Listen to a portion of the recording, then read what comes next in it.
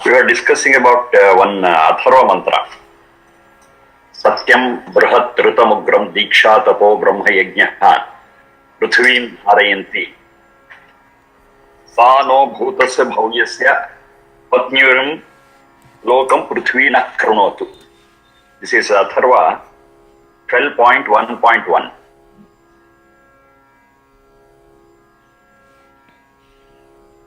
So it speaks about the supporting factors for a welfare society, for a common peaceful society. Prithvim Dharayanti, that is, they are the pillars of a good society, a pillars of a welfare society. Dharayanti Dudhai Dharana Poshanayaho. It supports the society and also helps it to progress. So they have enlisted some 8 items. Satyam, Brahat, Ratam, Ugram, Diksha, Tapo, Brahma, Yajnaha. These are the 8 things that they have made a list of it. So we have discussed about Satyam and Brahat. So today we shall discuss about Ratam and onwards. Ratam, the root is Rigatav. Rigatav. So it represents progress, progressive thinking. And progress is achieved only when we take the straight path. Straight path. The path is crooked. Then progress is not assured because you may get lost in the crooked path. So if it is a straight path, yes, that is the shortest distance to our goal. So straightforwardness is what is meant by Rata, straightforwardness. And in the life of a person who is straightforward and frank, the life will be transparent. No hides, no seeks. So they are very open, they are frank. So, Rata means that way of life where it is straightforward, frank, transparent,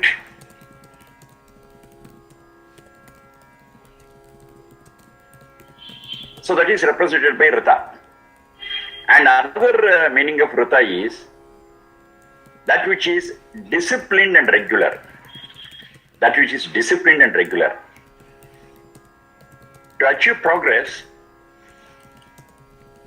we need that discipline and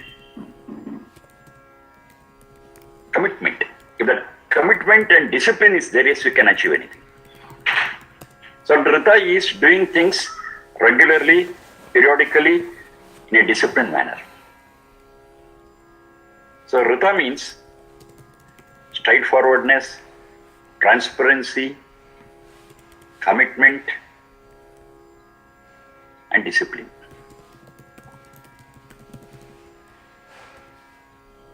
Gatav, progressive. We should not be conservative. We should not be conservative. The life is dynamic. So when the life is dynamic, we should be learning at every point, and that learning has to be implemented in life, and that brings us progress. Experience, learn, implement, progress. That's how it goes. And this process is same for all, at all places, at all times. Rata. Generally, in non-Vedic texts, we use the word dharma. And the only dharma that is there is Manava dharma.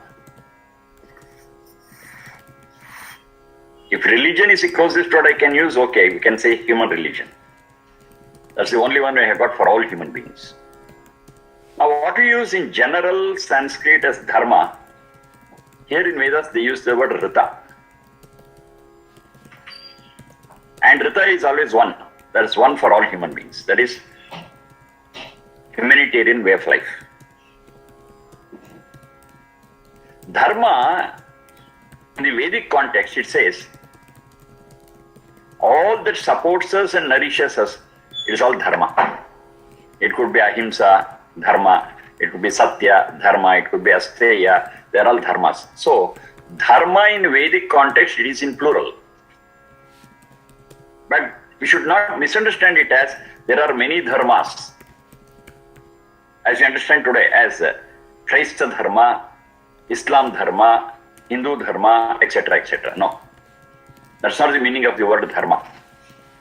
Dharma are those dharaka tattvas, those which support us and nourish us. They all come under the umbrella dharma, and there are many.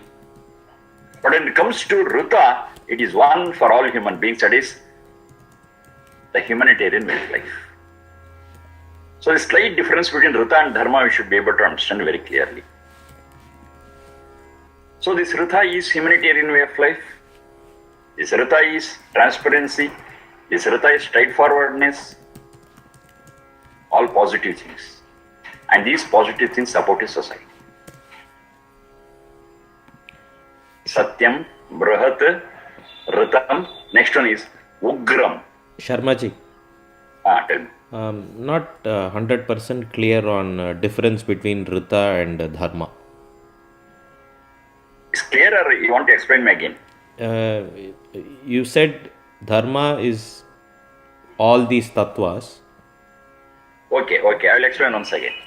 Now, Rita, the root for Rita is Rigatav. For Dharma, it is Dudhai Dharana Poshana Yoho. Dharana is to sustain, Poshana is to nourish. Now, when it comes to Rita, that is progressive for human beings, it is that humanitarian way of life which is same for all human beings. Rita means the humanitarian way of life which helps all human beings to progress together. That is Rita. And it is only one, that is humanitarian way of life. Over. Dharma means that which sustains us and nourishes us. Dharana Poshana. It is not just one, there are many. Dharmani. It's used in plural in several places in the Vedas. Dharmani. There are many such factors which uphold us and which nourishes us. It could be Satya, it could be Ahimsa, it could be Asteya, it could be Brahmacharya, it could be Aparigraha, so many things. They all come under the purview of Dharma, and Dharma is in plural, Dharmani, and Rita is in singular, that is the humanitarian way of life, the same for all human beings. This is the right meaning in the Vedic context. When I come to the present day colloquial usage of these words, we generally don't use the word Rita. But in place of Rita, we use the word Dharma. In place of Rita, we use the word Dharma. So in that context, Dharma is only one, that is Manav Dharma. Because it is used in place of Rita. But another problem is when we use the word Dharma in place of Rita, we confuse about this Dharmani which is in plural. So this confusion we should avoid. In the Vedic context, Rita is humanitarian life, it is one and is same for all. Dharma is all those factors which support us and nourishes us, and that are many. Dharma are many, Rita is one. Whereas in case of Vedic context, Vedic framework. But in the colloquial thing, many times they use Dharma in place of Rita, and that should not be considered plural, which is there in Veda as Dharmani. When Dharma is used in place of Rita, it is singular only. But if you use Rita separately and Dharma separately, Rita is singular, Dharma is plural. That is one point. Another point, in the colloquial Sanskrit and other languages, we confuse again with Dharma and Mata. Dharma and Mata. Mata is an opinion. Mata is an opinion, and it depends upon one person who has opined. A person has given some opinion, and so it's called as a Mata. Whereas Dharma is independent of a person. Say, if you say, Kraista Mata. Then we got a person has started this Mata. That is Christ. So this Christ gave so many teachings, and upon it we call it as Kraista Mata, Christian religion Mata. But the same thing I cannot speak about Ahimsa. Who started Ahimsa? It is there, eternally it is there. So we should also be clear about the two words Dharma and Mata. Dharma is independent of person, it is objective in nature. Whereas Mata is opinion and it depends upon a person, it's a product of a human brain. Shankara gave a Mata, so we call it as Advaita Mata. Muhammad Paigambar gave a Mata, Islam Mata. Like that we have to understand. That is, Mata is dependent on a person and it is more subjective nature, whereas Dharma is independent of a person, is more of objective nature. Because many authors or many speakers use these words in different sense, we get confused. So, it should be very clear. Mata is different from Dharma. Dharma is different from Rita. So if I understand these things clearly, there will be no confusion at all. Satyam, Brihat, Ritam, then it is Ugram. Now this Ugram has been misunderstood nowadays. All terrorists are called as Ugravadis. Now that is a problem. Ugra doesn't mean terrorism. I make it very clear. Maybe in the present day context they use it like that. All terrorists are called as Ugravadis. So terrorism has been linked to Ugra. But the basic meaning of the word Ugra is one who is serious. One who is serious. One who is agile. One who is fast in implementing things. No question of procrastination.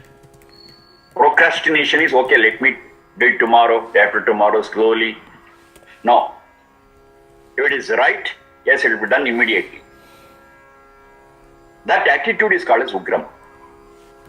It is sharp. It is sharp. Powerful. And this Ugram is 100%, I repeat, positive. Positive.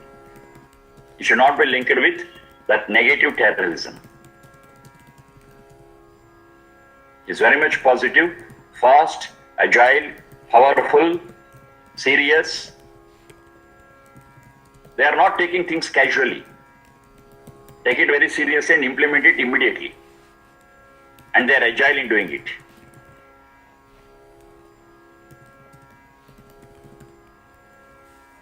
They are all achievers. Those who are Ugra, they are achievers. They don't stop in spite of hurdles.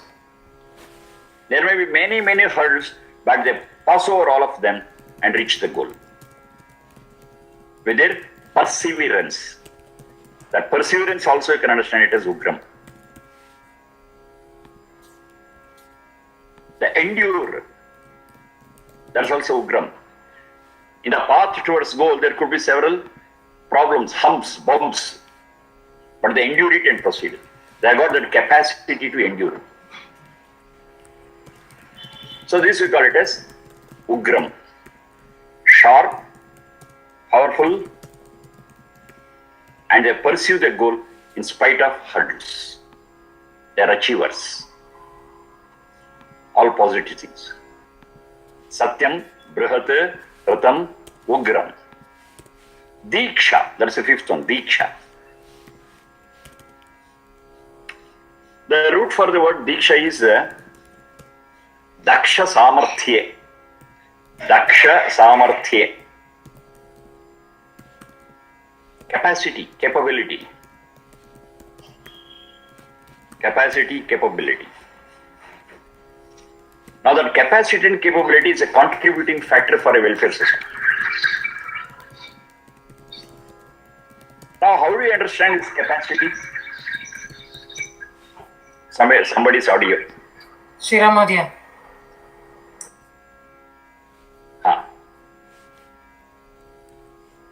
How do you understand this capacity, capability? A person becomes capable to achieve things provided they are familiar with the field and the subject they are into. Knowledge, familiarity gives them the capacity to handle things, to manage things, to coordinate things. So that is, in other words, we can call it as efficiency, capability, efficiency. So that efficiency is a contributing factor for the welfare of a society. How do you understand efficiency? Efficiency is the optimum use of resources. Efficiency, you can understand, is the optimum use of resources. If a person is not efficient, maybe they achieve, but they squander a lot of resources because they are not efficient. Now, this definition is not just for Vedas. Even in the present-day management topic, that's how they define it. Efficiency is defined as achieving the goal with optimum use of resources. Neither more nor less. In this management science, earlier they used to say with minimum use of resources. But now they have changed the definition as optimum use of resources. Optimum is what is required for that. It need not be minimum. It will be little more also, but that much is required to achieve a certain goal. Optimum, that's the best word.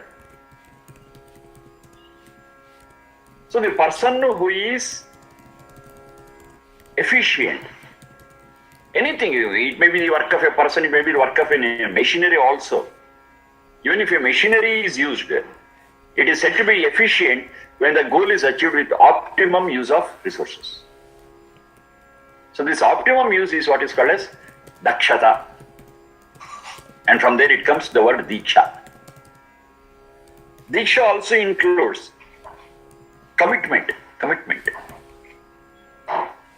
Say I have decided to do this sankalpa and I pursue with the same sankalpa till I reach the goal.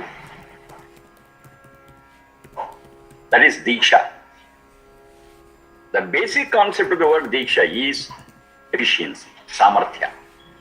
If samarthya is there, other things will follow. If samarthya is not there, the goal also will not be clear, we will not know about the path, and if hurdles come, we will not be able to overcome it.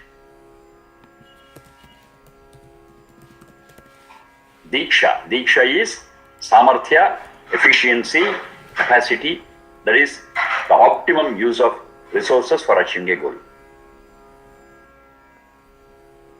And if this is practiced as a value in society, yes, the society will definitely prosper. It's a cause for the prosperity of the society.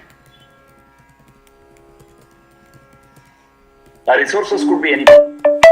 It could be natural resources, it could be intellectual resources, it could be the resources of doing service, physical labor. It could be anything. But all these are coordinated and used in the optimal way to get the best results. So this is called diksha.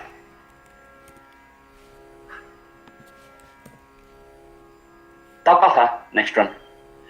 Diksha tapaha. Tapaha is tolerance. Tapovai dvandva sahanam. This is how they define it. Tapovai dvandva sahanam. It's not a Veda mantra, it's not a piece of a Veda mantra. But while discussing about tapa, many scholars they have referred to it as tapovai dvandva sahanam. In life we have got so many dualities. Profit and loss, health and ill health, good and bad, happiness and unhappiness, ups and downs, so many things. They are all dualities, they come together. Now to tolerate both in the same way is what is called as tapas.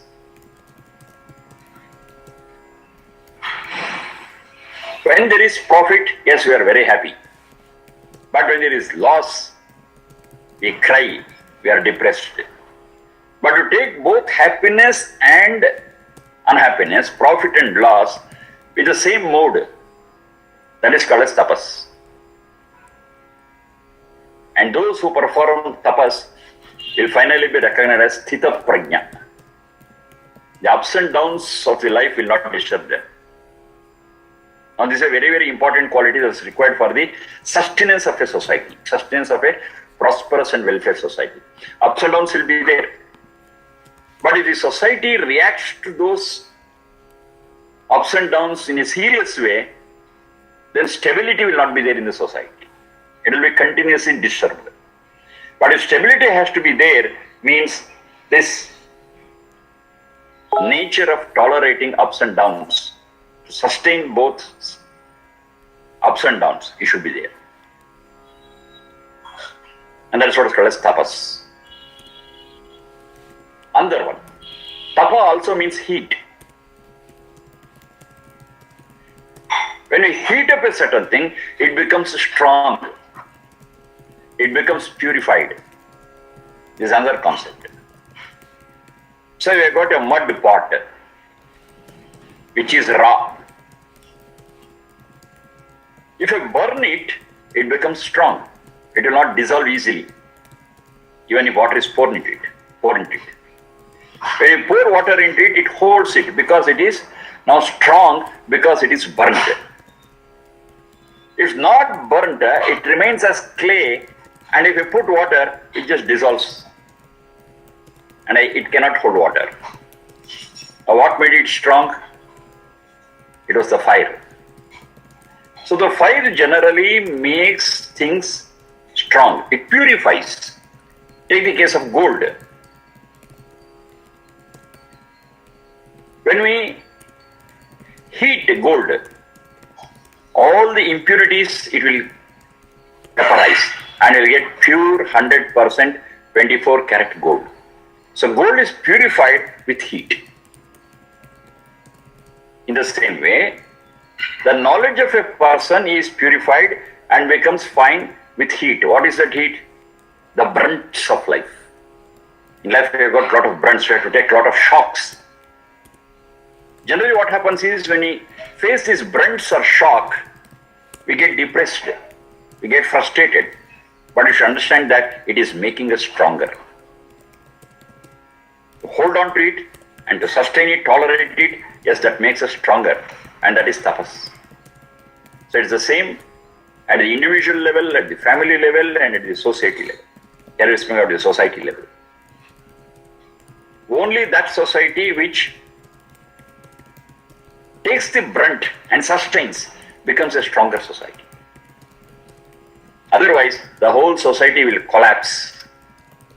We have seen many cultures have collapsed, many societies have collapsed because they were not able to tolerate the onslaughts. Only those societies which can tolerate those onslaughts will become stronger and will become more experienced. So that is the result of tapas. To tolerate, to take the brunt and become more experienced and strong, that is tapas. Tapa, tapane, to get heated.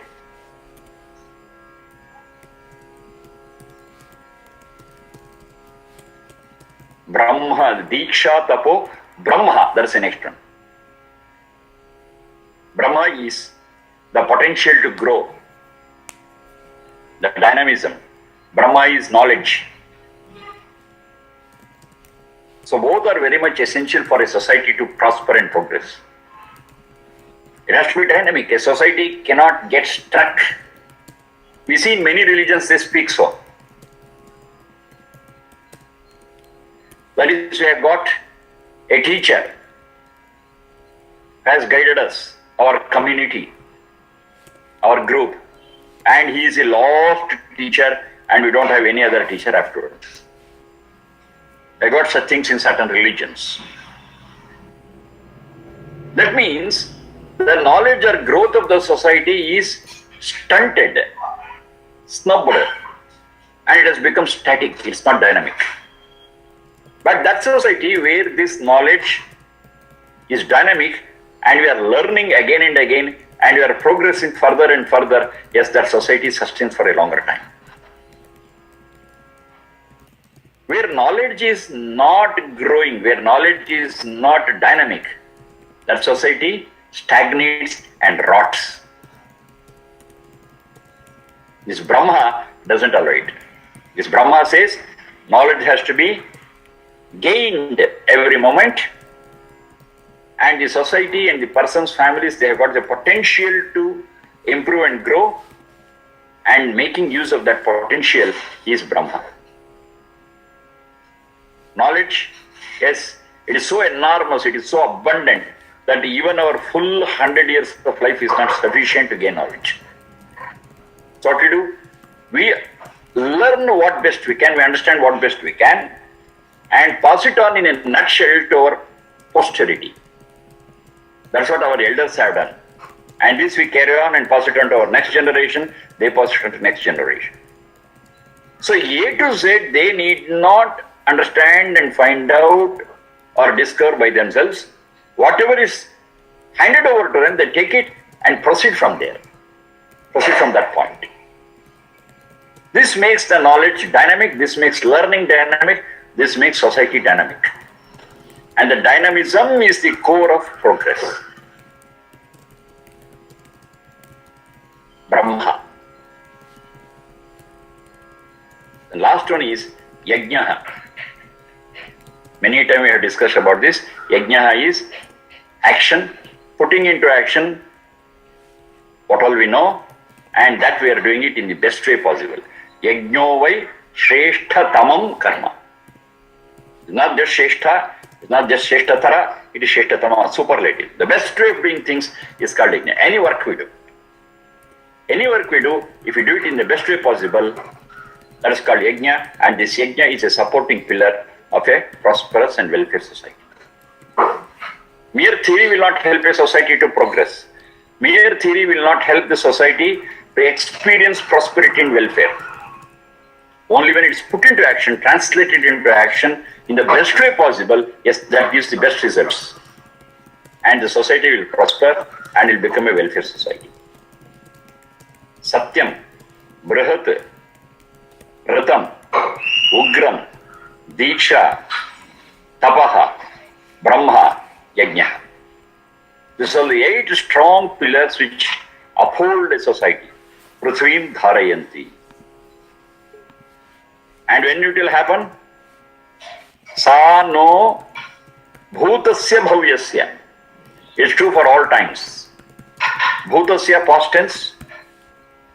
Bhavyasya, what is yet to come? Future tense. Now these pillars will hold the society up when Bhutasya Bhavyasya, the past and the present and the future. That means it holds good for all times. And not only that, Patnyurum Lokam. Patnyurum Lokam. So Patni is Parakshane. Urum, in a great way. In a great way. Naha Paras Prithvim Khrunotu. Let it make the world. So in a great way, let these things protect us. Protect the whole society, protect the world. Then, now and in the future. It holds true for all times. Wherever you find peace in society, wherever you find a welfare society, in that society, definitely these things have to be there. Satyam, Brahad, Dhritam, Ugram, Diksha, Tapo, Brahma. So wherever it's a welfare society, you find these things. Or if you want a welfare society, these things have to be practiced. Either way, it's fine. And that will support the society, then it will protect the society, then and in the future, in a very great way. Guru means great. In a great way it protects.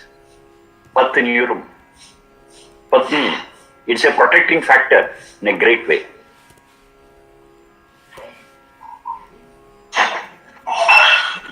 And it holds good, it's true for all times to come. It was true in the past. So this is a mantra where all the factors that are responsible for a welfare society are enlisted and classified. And any other thing we understand as a supporting factor for a welfare society, it will be in one of these eight. This is exhaustive, to be precise. It's exhaustive. All factors responsible for the progress of a society are here. And this holds good always to all societies, the whole world. And those who are speaking of world peace, now this is a guiding principle for them. If they implement these 8 things in every part of the world, yes, world peace is not a dream, it is a reality. To what extent we implement these things in our lives, to that extent, yes, the world becomes wonderful and beautiful. You have practices for 30%, yes, the result is 30%. You do it 100%, I get 100%. Now these things are not just for theory, but finally they have to culminate in that yajna. Yajna is practicing, doing things in the best way possible. Behind it we have got all this is Satyam, Brahatu, Ratam, Ugram, everything is there. And they are all complementary to one another. All these 8 points, nowhere they are opposite to one another. They are all complementary. All these complementary things put together will finally result in a welfare society, and we can lead a happy and comfortable life only in a welfare society. If the society is in doldrums, if the society is in chaos, we as part of the society, we cannot be happy, we cannot be comfortable. Our happiness is intertwined with the welfare and happiness of the society, because we are part of the society. We are all social beings. And these are the things which are required for the social welfare. And at the individual level also these are required. At the individual level also for our progress. And if you practice this at the individual level, yes, our souls become purer, the souls become stronger. But that's not the end of it. The whole society has to be peaceful and has to be comfortable. For that, these are the points to be achieved at the social level, at the level of the world. No discriminations, no territorial bifurcations. It's all one world, and all this has to happen together. And that's what is called as Bruhat. Bruhat is a broad-mindedness. We are not disintegrating the world into smaller pieces of nations and other things. No, it is one world. Now this concept is there in the Vedas in several places. Vishwam bhavat eka needam. This one which I already taught. Vishwam bhavat eka needam. The whole world is like one small nest. The whole world is just one nest. So the whole world is one country, is one Rashtra. And upon this concept only we have got the Sanskrit one Subhashitam where it says Vasudhaiva Kutumbakam. This you have heard. Vasudhaiva Kutumbakam. So those who are knowledgeable, those who are noble, those who have realized the truth, they understand this whole world as one family. Vasudha eva kutumbakam. Vasudhaiva kutumbakam. It's one unit. It's one unit. Only when we get this broad-mindedness, broad approach to our life, yes, things can happen. Otherwise, we'll be fighting among ourselves for our selfish ends. So overcoming these selfish ends and looking at the whole world in a broader perspective, that's what is called as Bruhat. That's a supporting factor. And this Bruhat is not just theory, it has to be implemented, yajna. It has to be implemented with all fervor and with all commitment and seriousness, honesty, satyam. Not only that, it should be done with efficiency, diksha. During the process, lot of hurdles will come. Take them in the same stride and move forward. Tapaha. For this, we need lot of knowledge, experimentation, experience, Brahma. And in doing all these things, we should be very fast. Ugram. And we should do all these things straight, transparently. Ratan. You see, everything is interrelated. Everything is related. All the concepts put together gives us a beautiful formula for the progress of the individual, the family, and the society in the world. All are interdependent. All are intertwined. We cannot take them separately and achieve them one by one. No, we have to achieve all of them together because they are all interdependent. A harmonious combination of all these 8 is the secret of progress. So now, it is up to us now to implement this in our lives and to motivate people around us, all our fellow beings, to implement this and create a beautiful, wonderful, better world tomorrow. That's about this Atharva mantra. Atharva 12.1.1.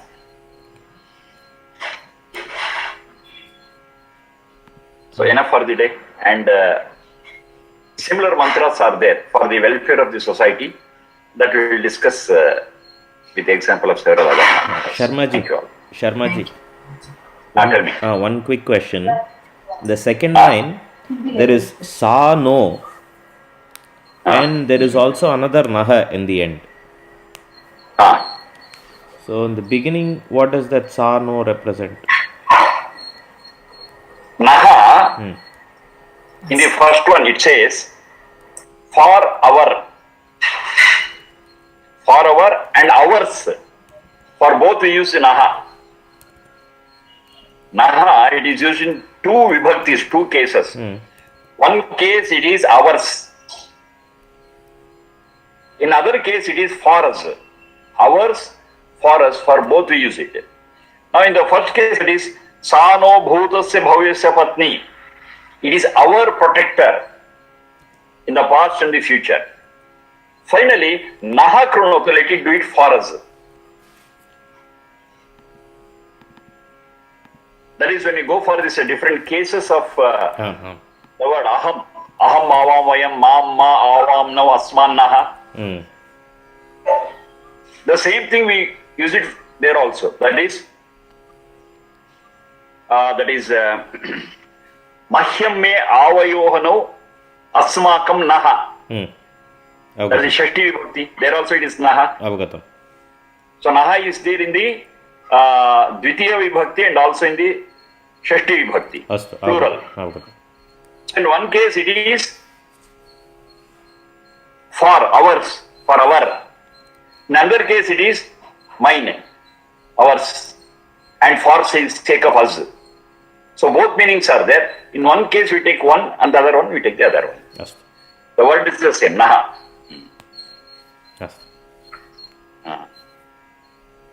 Right, sir. Thank you. Dhanyawad. Dhanyawad.